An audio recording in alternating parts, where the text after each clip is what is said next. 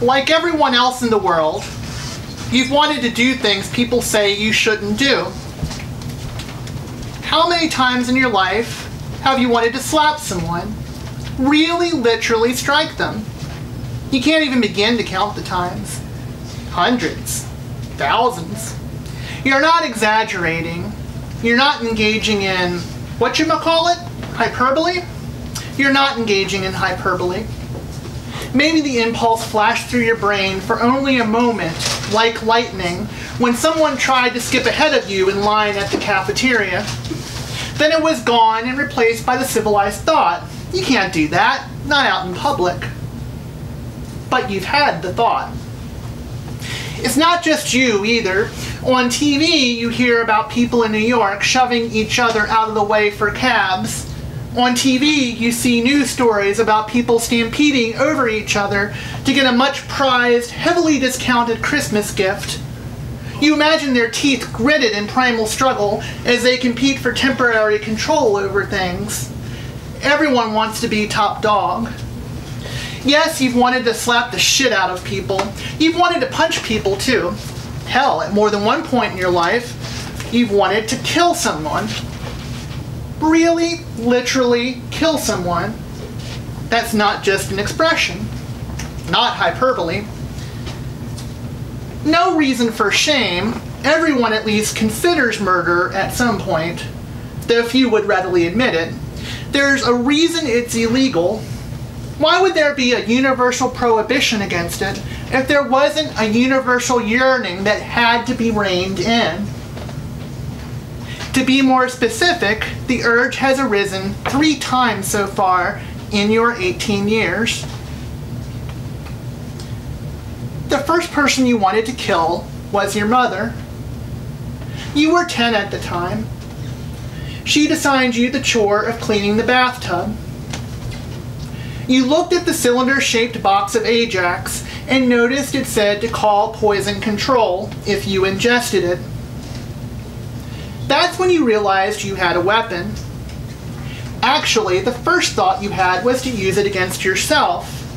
Yes, you contemplated suicide at age 10. You were precocious. But then you realized you needn't off yourself, especially given that your mother was the one who deserved death. Why had you wanted to kill her? She was obnoxious. Yeah, sure, that's not sufficient reason to kill someone, but it's easier to explain it all if you start there. When you enrolled in elementary school and naturally made friends, she yammered on and on about how sternly she disapproved of them.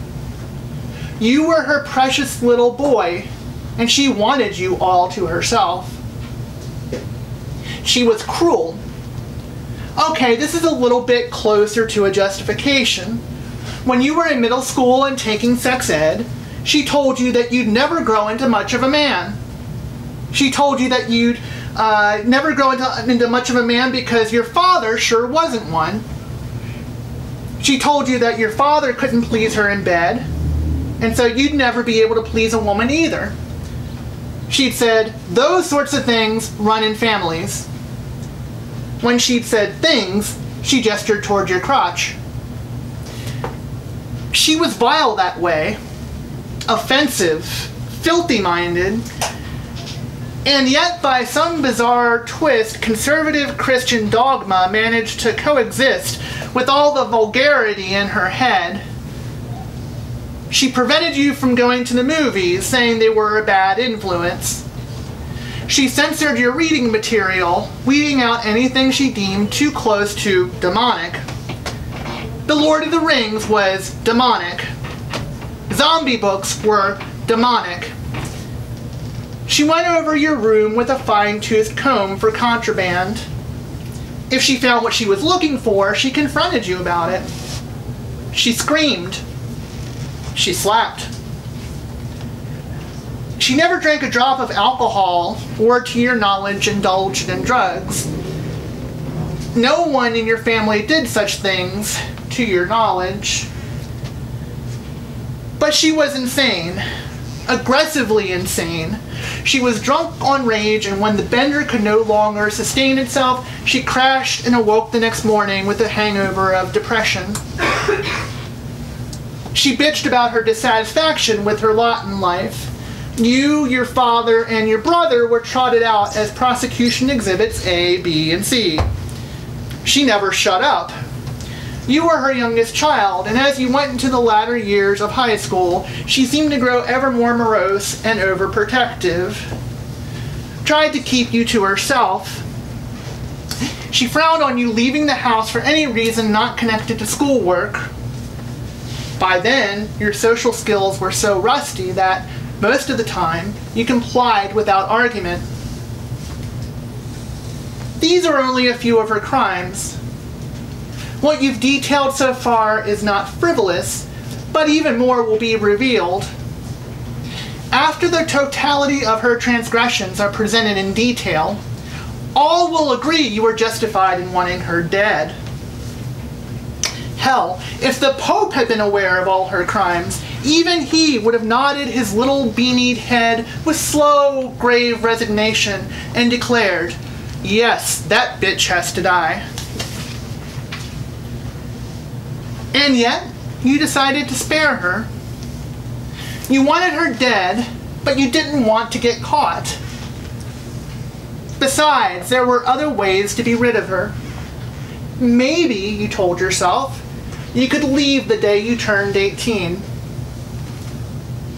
On April 22nd, 2015, you'd move as far away as you could. You counted down the years until adulthood, the way a prisoner counts down years on a sentence. Looking back, you're not certain you made the right decision. Had you killed her when you were 10, and gotten away with it, done it in such a way that everyone thought it was an accident or sudden illness, then everyone would have been free. Your father would have spent the requisite year or two mourning, then started openly dating the co-worker you're pretty sure he'd had an affair with.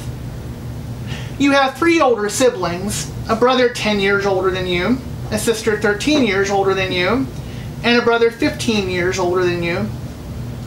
The brother 10 years older than you never married, but your other siblings did. Had you slain your mother when you were 10, you would have saved them from the embarrassing scenes she made a few years later at their weddings. And if your mother hadn't been around to make embarrassing scenes at their weddings, they wouldn't have stopped visiting. They would have called. They wouldn't have seen you as nothing more than an appendage of her. They would have answered your emails because they wouldn't have thought their responses would be forwarded on to her. They wouldn't have cut off all ties with you. The brother who's 10 years older than you, the one who didn't marry, devolved to a state of idiocy. Your mother berated him until she broke him, and he was reduced from a man to a shard of one. He commuted to college so he wouldn't disappoint your mother by moving out. When college was done, he commuted to graduate school. Then, after graduate school, he broke down. He graduated at the very worst point of the recession. He'd chosen an impractical master's degree. He could find no work within easy driving distance. One day, he began sobbing and hid under his bed. You were there, looking into his room from the hallway, through the open door. You tried talking to him, but he wouldn't answer.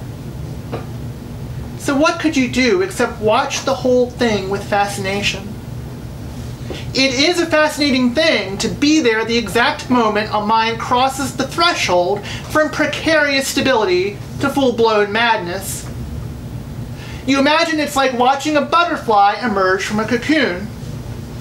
The old, gray, protective wrapping falls away to reveal the creature's true, colorful nature. Or maybe it's more like watching a woman give birth. You wouldn't know for sure. You've never seen a woman give birth, but the closest thing that you've watched were birth scenes on TV or films. but it seems like an apt metaphor. He was sweating and bawling and writhing under the bed. Push, you wanted to say. Push and let the madness out. Let it out, and then let's you and me do what we should have done a long, long time ago. Let's go mad together. Let's commit the act of madness that would have stopped you from going mad. Let's push a steak knife into dear old Mom's throat. But you didn't say that. You didn't say anything for a long, long time. The scene took your breath away. It was a good 5 or 10 minutes before you could tear your eyeballs away from it, before you could decide what to do. Even though your parents could plainly hear the crying and thrashing under the bed, you had to draw their attention to it. Look at the mad butterfly coming out of his cocoon, you could have said. But you didn't. You weren't that poetic in the moment. You said something along the lines of, "Hey, don't you hear that?" Your mother sat on the sofa in the living room and pretended that it wasn't happening. Your father waddled over to the scene, fidgeted and scratched his head. "He's kind of a weird kid," he said, "ain't he?"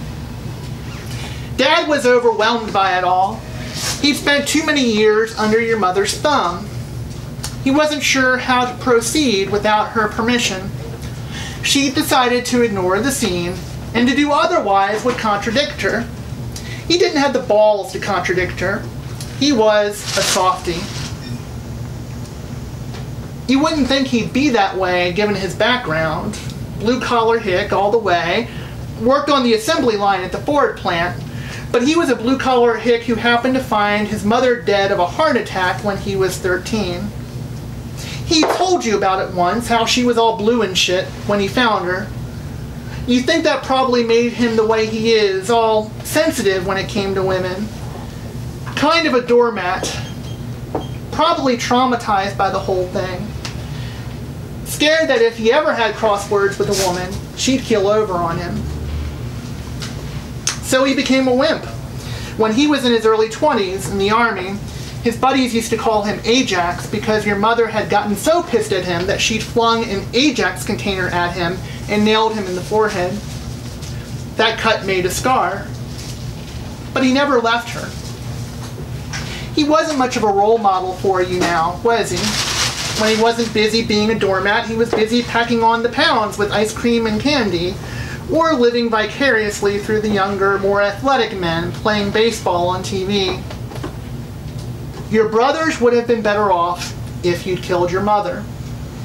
Your sister would have been better off if you'd killed your mother. Your father would have been better off if you'd killed your mother. And yet, you failed to follow through with the murder, which makes it all the more funny when you think about how things sorted themselves out. But more about that later. You've gotten a little ahead of yourself, jumped from one year to another to suggest the general flavor of your troubles. People have always said that you're jittery, and you think they say that because you try to tell them everything in one frantic breath. Better to slow down if you can. Take things step by step. That's the end of chapter 1.